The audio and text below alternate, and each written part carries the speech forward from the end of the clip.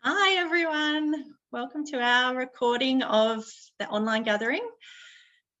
I felt it so important to have this conversation with you guys, with educators, with whether you're a teacher, homeschooler, early childhood, anyone that works with children, for a few reasons. And I find limiting beliefs catch us by surprise. We don't realise that they're there, but they have such an impact on the way we show up with our learners. The first big reason is we were all educated.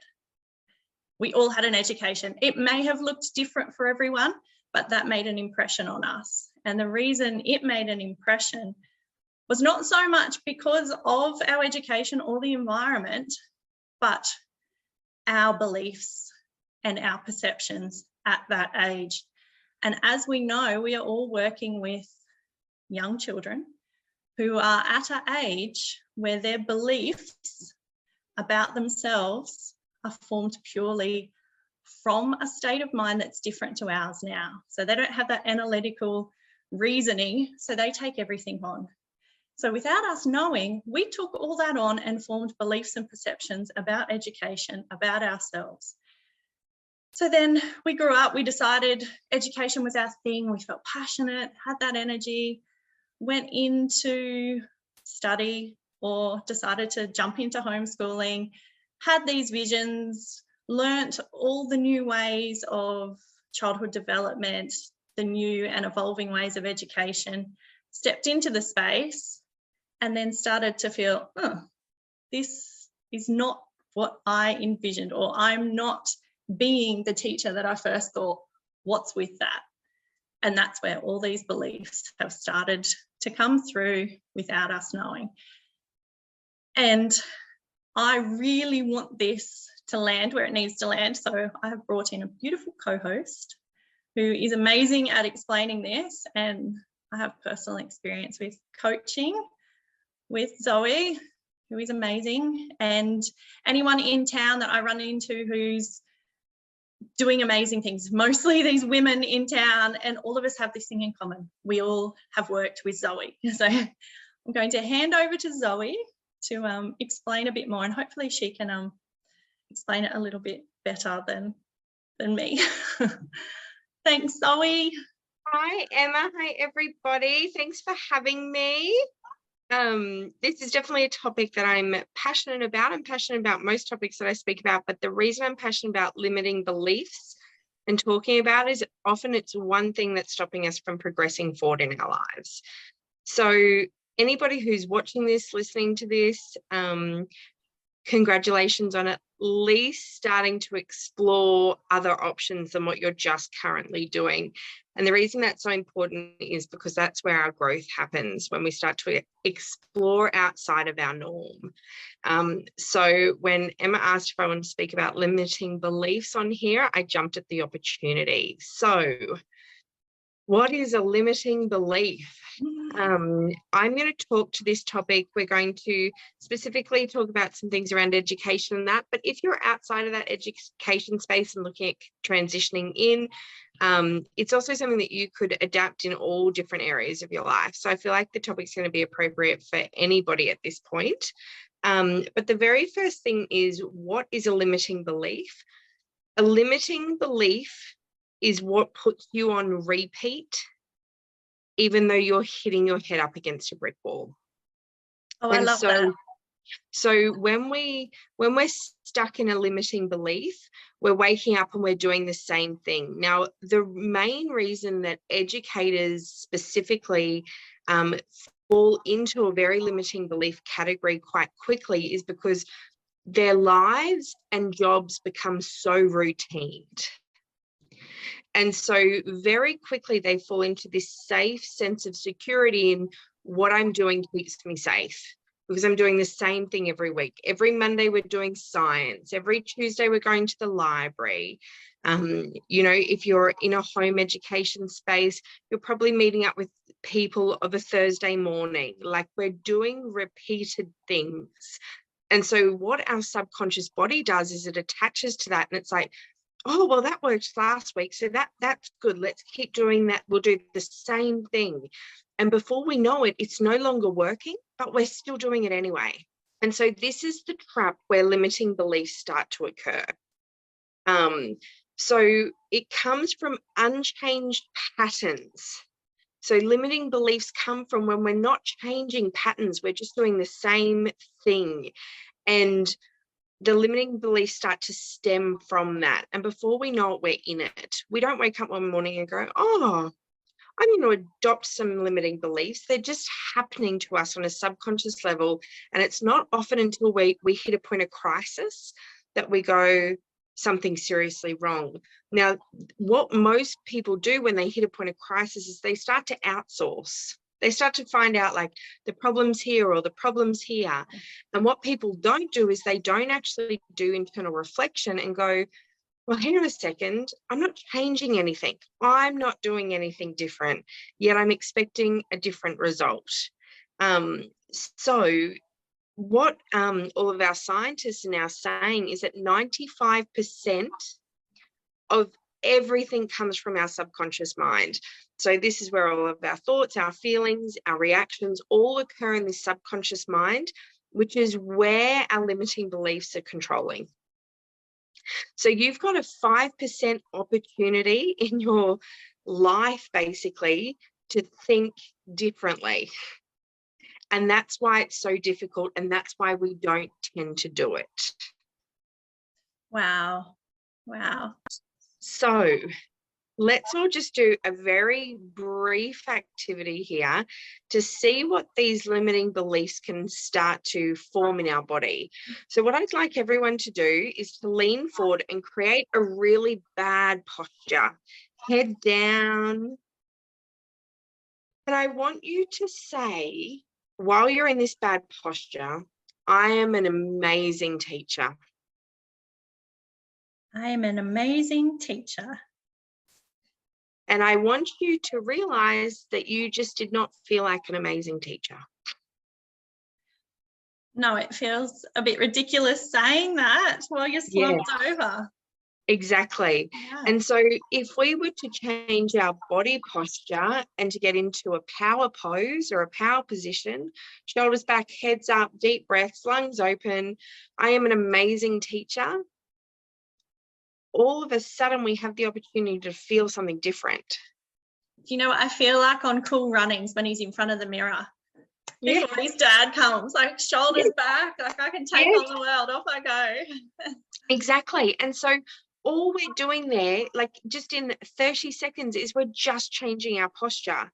So by just changing your posture, you can automatically start to feel something different running through your body. And that's the point we're trying to make with changing these limiting beliefs. Change what you're doing. Can I point out too, Zoe, that from experience, when you walk into a learning space, hunched over, overwhelmed, those little people are picking up on that straight away. And they go straight to those beliefs of, oh, it's me. She doesn't want to be, and then your day spirals. Whereas you walk in, they can feel safe to lean in on you because you're this place of security and safety and certainty. Perfect. So as soon as you're starting to change your beliefs about you and doing something differently, you're having that domino effect. We just, it's energy. It's how everything sort of is working. So what are some limiting beliefs? So some limiting beliefs are things like, I'm too old. I'm not smart enough. I can't do that. I'll fail. That'll be rejected. That'll never get approved. Yeah. And these, or the kids won't want to do it. The kids never want to do anything fun. And so these are the limiting beliefs that are stopping you because they're caught up in that 95% of your subconscious brain and they're just repeating. And so that's why it's really important for you to realize this isn't easy or everybody would be doing it. Yes. You have to be the 5%. You have to be part of the change to get a different result. And we've all seen that 5%. I know you walk past through a school and a teacher and you think, she's got it all together, everything's flowing, it's easy, and that's the 5%, that's the evidence. Find the evidence and get in there, get to know them. Yes, I agree. And the thing is, they exist and they are happy and they're not burnt out. Like, just because you're in a career where the majority are burnt out doesn't mean you have to be. You can do this different. Yes, you're part of a curriculum, or yes, you're part of a system. There are plenty of people part of systems and curriculums and structures and authorities that are still happy and not burnt out. They're thriving. They're thriving because they're doing the 5%. They're doing it differently. They're not based in their 95% limiting beliefs.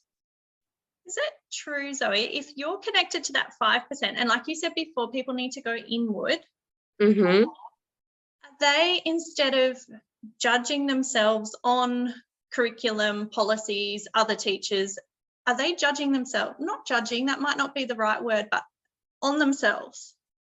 The only judgment. They're in their own lane. Yeah, they're in their own lane. The other thing that happens with this 95% of people is they start to attract themselves to the 95% of people. And so all of a sudden their limiting stories are confirmed. Yeah. Because it's like, well, you know, Mrs. Mac next door, she feels the same way. Yeah, but she gravitated to you and you gravitated to her because you're in the same energy. Yeah, if you become part of this 5%, you're going to attract and align to the other 5% of the people out there, and they may not be in your direct school or your direct community, but you're going to source them out because you want that higher vibration of energy around you.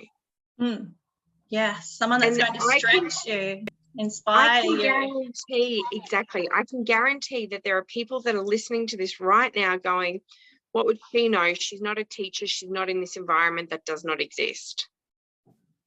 That is your limiting belief talking to you. Yes.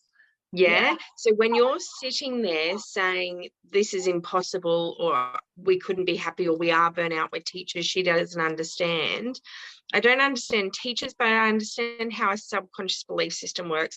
And the reason you're even thinking that is because you're in the 95% of people. Your beliefs are so limiting, you can't even see just that glimmer of hope that there's an alternative for you. And that glimmer of hope was what called us to the profession.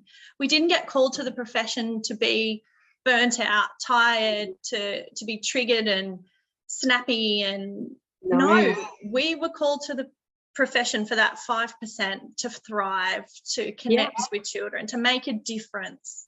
Exactly. And I would challenge everyone who's listening to this to actually get back in touch with that person.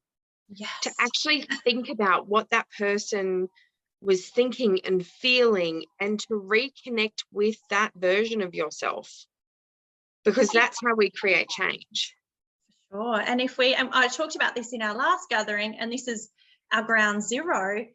If you just spend a couple of minutes, even if you're on the way to work in the car, and you're in that, you've envisioned it, you're going to walk into the space, like you just said before, shoulders back, chin up.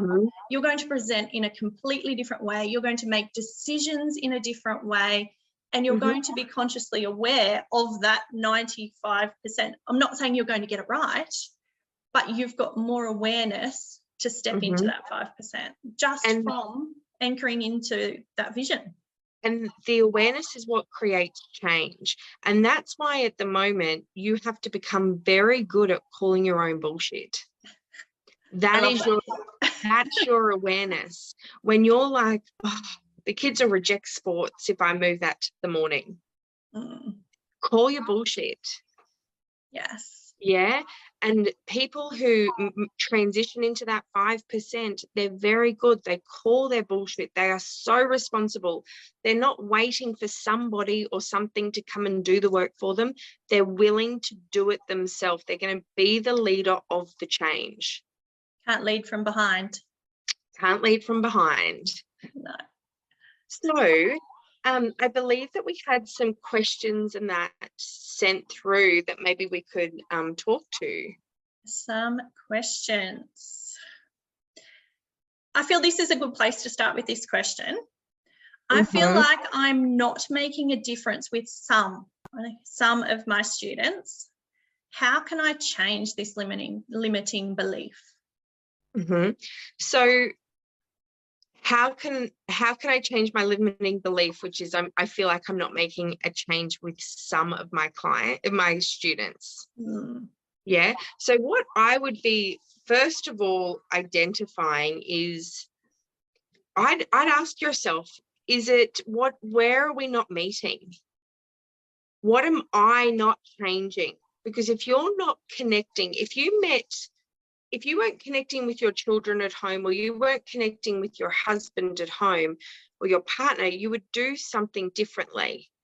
And so if you've got the belief that I'm not connecting with some of my students, you're needing to come in at it differently to what you're probably approaching the 10 other kids in your class at. So the limiting belief there is that everyone should accept or take on exactly the way that I'm delivering, as opposed to adjusting your style to those few students.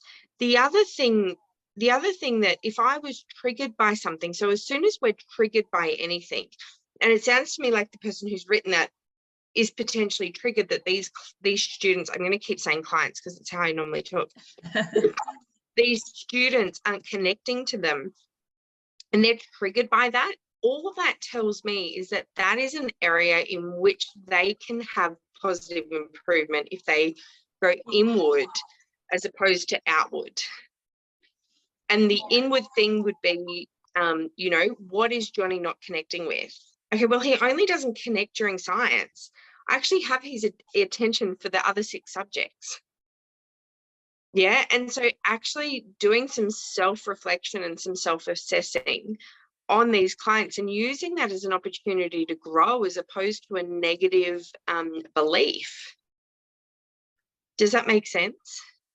When I was listening to it, it felt almost like, and I don't think catastrophizing is the word, but I feel when we are in those negative beliefs, and I know when you were coaching me, you would call me on that too, ask for the specifics and break it down. Like she's saying, some of these students, I'm not making a difference. Well, that's very broad.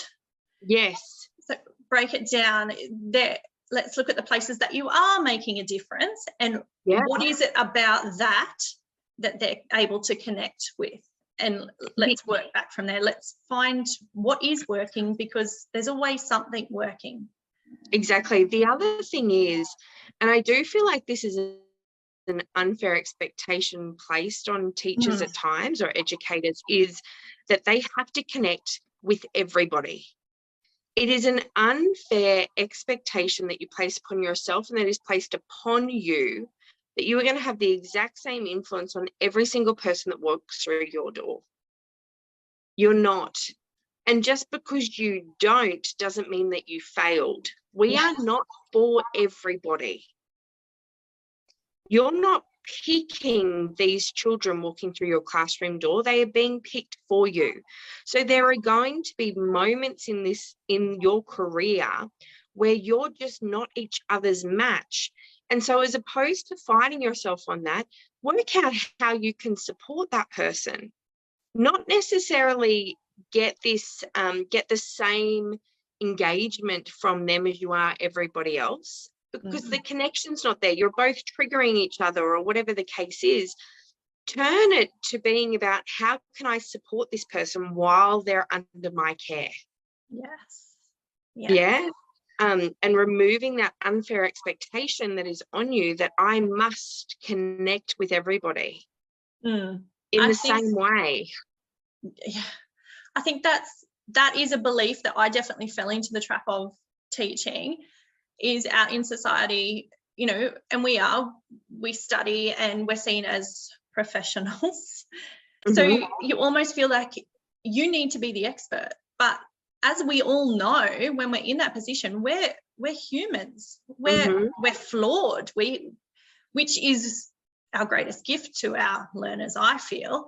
So when you hold that belief that I need to be the expert, it just cuts you off from working on what you can do and owning it, even to the learners, like, hey, it looks like I'm, keep bringing it back to the table, keep bringing it back, and hey, I kind of stuffed this up, how did it feel for you? What could I do next time? And when we take that expert hat off, we're able to be more real and more human, but that is a belief that most of us have picked up. It's also an expectation. A lot of the time, beliefs are expectations. So it's an expectation that Johnny should like me as much as Susie likes me in the class. Have the conversation with Johnny. Hey, Johnny, I don't know if you've noticed or if you're feeling like we're just a little bit off when we're in maths. Is there something else you're needing from me? So you're not only being responsible for how you're feeling, you're also teaching Johnny how to be responsible for speaking his needs. Yes. Connection. Exactly. And often it's this expectation that the connection or the vibe is there instantly. And if it's not, take some responsibility and gather some more information. There's so much to learn in that for both of you. It's almost a gift when you're given the trickiness. Yes, to pull your socks up and to find out what you can learn from a situation. Exactly, I agree. Because imagine if we were gifted perfect classes with these perfect students that we get and we align with, we would fall into boredom very quickly and wouldn't grow. And it doesn't exist. No, not in the real life at all. No. And you even think like if you've got a partner and you've selected your partner because you have this really deep connection at some point, eventually there are going to be moments in that dynamic where the disconnection occurs. And you've selected that person. So these students, they haven't selected you and you haven't selected them. Yeah. So those moments of disconnection with them are going to feel stronger and they're going to feel further away because they were never there in the first place. Yes. So it just comes back to the limiting beliefs is about being responsible. Yeah. And just as you were speaking to that, I was having pictures in my mind of advertisements, and you think of what you see of a classroom in ads or even political campaigns. It's the perfect classroom with all the children sitting perfectly, so it's already putting that into our minds that that's the expectation, perfection. All the students focused, listening, doing the same thing, engaged, and it's not real. No, I agree. Next question. Yes. Or was there any more you had? No, that's perfect. Well, this is a big one. I am always comparing myself to other teachers and feel like I'm not measuring up. How can I stop this negative self-talk and focus on being the best teacher I can be for my students? Get in your own lane. Do you like a megaphone? We are so busy sticky beaking that we get outside of our lane. Nothing true exists outside of your lane. What you're seeing, how you're assuming that person is feeling, how you assume those connections are happening, probably aren't even true. But it doesn't matter. It is none of your business. Yes. It is none of your business what is happening outside of your lane. One thing I would challenge is start to find people who inspire you, who you can be mentored by, if that aligns, but not comparison. Yes. Because we never actually know what's happening under the surface. So get in your own lane and stop comparing yourself to other people. It doesn't exist. There's no truth outside of your lane. Can I ask, yeah, if we go on with that, what makes us compare? What is it as a teacher stepping in? Why are you looking outside your lane? Because we all do it. Lack of worth, lack of self-worth, lack of trust, jealousy, inspiration. We often confuse inspiration with comparison. And yeah, basically we're outsourcing because we've been triggered. Something in our classroom, something innate inside of us isn't working. So we've got these eyes darting everywhere to see how other people are doing it. So if you've noticed you're doing that, well, I would straight away start saying that you're triggered, that something in your lane is not working and you've gone outside of it. Just jump back in and address what's not working in your lane. Yes. Yeah. When you do notice yourself doing that, could you use what you're being drawn to? So if you're feeling jealous of something, is that telling you that that's something that you're actually wanting? Yeah. So if you're jealous of someone who feels effortless and their students are always engaged, are you feeling jealous because that's actually something that you want for you in the space?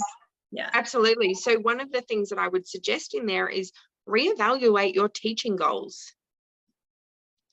Yeah, and use that as your drive. Use that what you're trying to connect to. Use that as your self-comparison. So instead of feeling jealousy, appreciate what you're seeing because it's guiding you or informing you of what you actually want. Yes. Yeah. Use it as your inspiration, but get back in your lane. In your lane, yes. Get in your lane. Yeah, and you might be looking at, you know, Mrs. Johnson who arrives to school at 7:15 and she just seems so organized and you're running in the door at 8 o'clock. Yeah, and so use that as an opportunity to realign and to create a new goal. Well, I'm feeling really rushed and I'm really inspired by the fact that her mornings seem to go smoother. Can I change what I'm doing? And sometimes you can't. Sometimes your circumstances are just different. Sometimes you can't do what someone else is doing, but use it as an opportunity to reassess. And to do the work yourself. To do it yourself, yeah. Yeah, absolutely. That's great. Did you have any more on that? No, I don't. Thank you. I kind of hijacked your answer there. No, I appreciate it. Oh, this one I feel it too because it comes from my experience at school. Yeah. So I feel I'm not good enough to teach certain subjects. And this particular person, like maths or science, how can I overcome this limiting belief and provide the best education possible? Upskill, outsource, get creative. You have two options. You stay in that belief and nothing will ever change. You will continue to feel not good enough. You're not going to one day wake up and be like, oh my gosh, I think today I'm good enough to teach maths. That would be great. That would be great, but it's not happening. It doesn't happen anywhere. Take responsibility, upskill, outsource, connect with someone who's fabulous at teaching science. Hey, do you mind if I can organize to sit in on one of your classes? Yeah, or start to outsource. Can I bring someone in to help me explain the solar system?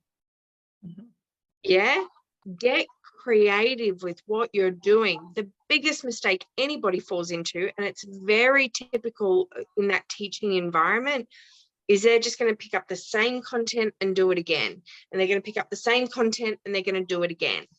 And if you're doing that, nothing's going to change. You are never going to feel good enough to teach maths or science. No. Yeah, it is not. Use it as an opportunity to upskill, outsource, and to get creative. And I'm hearing from teachers on this platform that time, overwhelm, administrative tasks are the reason why we don't have time to stop and reset and change. But I almost feel, you know, like you said, we're not changing anything by continuing, and it's actually making the actual teaching and the learning harder and longer to actually teach these things. You're having to go over them more and more and more because it's something that doesn't work. So if you don't take that time to reset, you're actually wasting more of your time. Yeah, and I would just call bullshit, Emma. I would just, like, if somebody said that to me in a coaching psychological environment, I would literally say to them, that is absolute bullshit. And you do. There are going to be teachers and I do say it, and there are going to be teachers that are listening to this that are so triggered by that response, and they're going to go, you're not in that environment. You've actually got no idea. You don't understand. I agree. I think there's far too much admin. I don't disagree with that at all. Yes. But the fact that you're doing nothing different, that's on you. Yeah. Yes. There is time. If you've got time to bitch about this to 30 people in a week, you've got time to do something different about it. If you've got time to complain that you're so exhausted, that there's too much admin work and you can't learn the stuff you need for science, and you've got time to talk to someone about that, you've got time to change it. Yeah. Yeah. Take responsibility. And if I have triggered you by saying that, then I challenge you to do it. If you're triggered by something, it's because it's so needing adjusting in your life. Yes. Yeah. So I would absolutely, if someone said, I don't have time to do it, I would say that is absolute bullshit. Make the time. Yeah. I'm hearing you, but I'm also hearing that there are going to be a lot of triggered. Absolutely. Yes. And that is a limiting belief. Yes. That's it right there. That's the 95%. So anytime you fall into blaming, if you're jealous and you're shaming someone else, the comparison, the victim, it's because of an outside. So you're saying all of that are limiting beliefs. Yeah, unless it's a very minority and you're actually being bullied in the workplace, or you know, you've got, you know, narcissistic people in positions of power or that type of thing. That is a very minority situations. But as a majority, I'm saying that if you're triggered, if you're burnt out, if you're doing the same thing expecting a result, that is all coming from this 95% subconscious body saying, I can't do it differently. This is how I'm meant to feel. And so the challenge to you is to become the 5%. Make the time, do it differently, get creative, spend an hour once a year changing it up. Yes. Yeah. Yeah. And my biggest passion for doing this, when you speak of that 95%, most of that 95% is hardwired in these years when we're teaching these children. So it's the other side of the story too. If we're not aware, then we're just continuing passing on those same to the next generation. Absolutely. And a lot of the people that are in the industry at the moment are part of the generation where we were really conformed to being the good boy or the good girl. Yes. Yeah, and that is a limiting belief, because that means you're going to do exactly as you've been told to do it once. Yeah, and you're going to do the same thing over and over again because you have conformed to being the good girl or the good boy. Yes. Yeah, once again, that is just a limiting belief. And I'm also feeling fear from that generation for not being the good, and this is outside of the school, but yes, that generation, there's a fear there which also sets off all of these. Yes. Whereas, and the challenge is just do it once. Just do it once and prove to your nervous system, prove to your entire body that nothing bad happened. Yes. Just do the change the thought, change the activity, change the time. Yeah, because the reason you're doing the same thing is because it feels safe. It's not safe. It's a limiting belief. And our body has this beautiful way of trying to keep us safe, but yes. Absolutely. We don't need, no. No, I agree. Do you have, before we wind up, do you have any lasting impressions you'd like to leave, or anything else you'd like to leave? I would strongly suggest that people go inward. That if you're triggered by something or something is no longer working for you, spend a hot minute assessing it. And so ask yourself, make it so clear, who is involved in that pattern? So by that, I mean, if I'm triggered by Wednesday afternoon sports, for example, who is involved in that pattern? Is it just me and the children? Is it other teachers involved? Yeah. And I would make it really clear. I would then in my mind ask myself, what did it look like? At what point did I feel myself start to fall? Yes. Yeah. Was it because I lost control of something? Was it because no one was listening to me? Was it because I fucking hate taking that class anyway? Yeah. Yeah. Make it really, really clear. Establish what time of day it's happening. When you mentioned the shoulders down, the slouching, is that an indication of where we're falling off if we find ourselves? It can be. It can also be when you start to feel triggered, when you start to get a bit snappy, when you start to feel anxious or overwhelmed. So that's all individual for all of us. All individual. So ask yourself at what point, like when you're triggered, get more information about it. Then ask yourself, with complete bullshit in the back of your mind, was there something else I could have done? Yes. Was there something else I wanted to do? Okay, well, tomorrow it's story time. I'm going to try that. Yeah, get in touch with your triggers. The trick to not having limiting beliefs is to feel quite neutral, to not be triggered constantly, to not feel on a downer, to not feel overwhelmed. And so if you are getting those feelings, go inward and work out and ask yourself the whys. If you can't, if all you can do is identify the stress, outsource. Yeah. Ask someone else, ask another teacher, ask a mentor, ask Emma, like ask anybody. It's not a reflection of you. If you're outsourcing or talking to people about, I'm so triggered by this and I just don't know what else I can do, people who aren't in your stress are going to be able to support you. Yes. They're going to be like, oh my gosh, why don't you try this? And it's going to sound so simple. And that's community and connection and all the things we need to survive as teachers. Exactly. But when you're in the stress, it's not simple. No. So find your limiting beliefs by really accessing your trigger points. Yeah.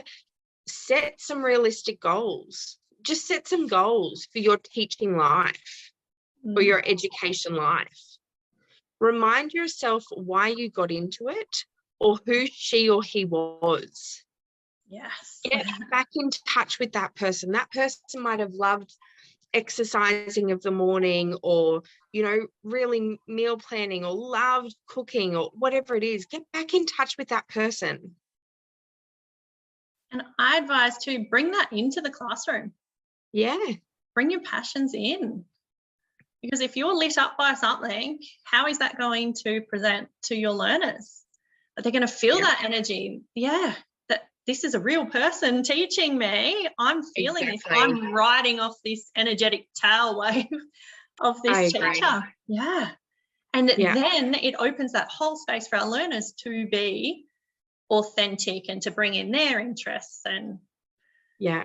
open about how they learn and what they need. I completely agree. I think that the 5%ers can be anybody. Anybody can, and if you're so deep in that 95% and you're so run down and you're so triggered and you're so exhausted and you're so stuck in your story, work with someone, set some new goals around it to become the 5%er. Mm. It is possible for anybody. And don't wait for school holidays. No. I see so many, and it used to almost be a joke that teachers, we would come back from holidays and everyone would be sharing in the staff room about their holidays. And 95% of the teachers were sick the first week. They crashed. Don't leave it till holidays. Make small changes now. And don't think that it's the holiday that you're needing. It shouldn't. You're not needing the holiday, you're needing the change. And that doesn't mean the career change. That doesn't mean like you have to lose something that you once loved. Just change it. Change the way you're doing something. And yes, there are processes in place, but challenge them. Yes. Go and ask. Like, a lot of these changes aren't outside of the scope. No. Yeah, it doesn't have to be bizarre or weird or hippie or anything. It's just changing the way you're doing it that's not working. And anybody who sees a teacher changing things you're going to get the results. And the results is what drives the school environment. Yes. And we talked about in our last online gathering the ripple effect of this. Once you start making small changes, those small changes go on to your learners, the class around you, the other teachers. It ripples out to the kids when they're going home. Like, our power as educators is phenomenal, and we don't realise that. No, I agree. A tiny ripple. Exactly. I had one more point that I thought of as well, because I know staff rooms at schools, and they can be such a great place for support and that community and those conversations that you were just sharing, coming in and saying, geez, I just completely stuffed up. I was triggered by this. Anyone, I might need help with science, but there seems to be a tendency, and I don't want to say all the time, but where we do fall into that 95% conversations of we're complaining, if you're finding yourself in those situations where the educators are around you and we all want to feel like we belong because that's a human need, what is your advice as a teacher who doesn't want to be involved but wants to feel like they are part of the school environment? Yeah, you don't allow it to turn into a bitch session. There is a difference between offloading and just bitching. Yeah. And so by saying things like, oh, that sounds like that was really difficult for you, or what are you going to do about it? I liked your little giggle then. What, so not allowing people just to dump on you. Instead changing it, like, gosh, that sounds like that was difficult. What are you going to do about that tomorrow? Or, is there someone that you need to talk to about that? Or so you're not just absorbing, and feeling like you're leaving these environments with just this whole lot of weight put on you. Yes, that you're taking into your classroom.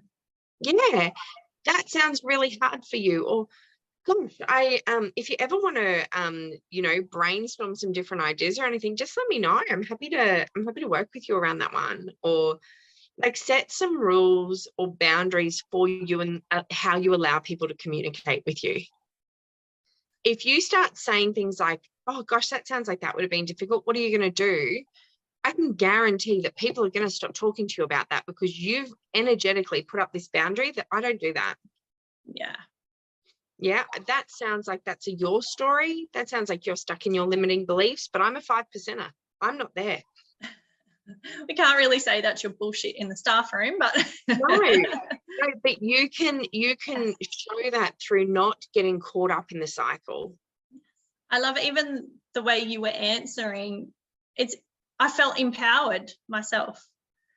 Just hearing that, the way you would reply, like it's almost empowering. And yes, like I'm here to help, I'm here to support, but that's washing off me.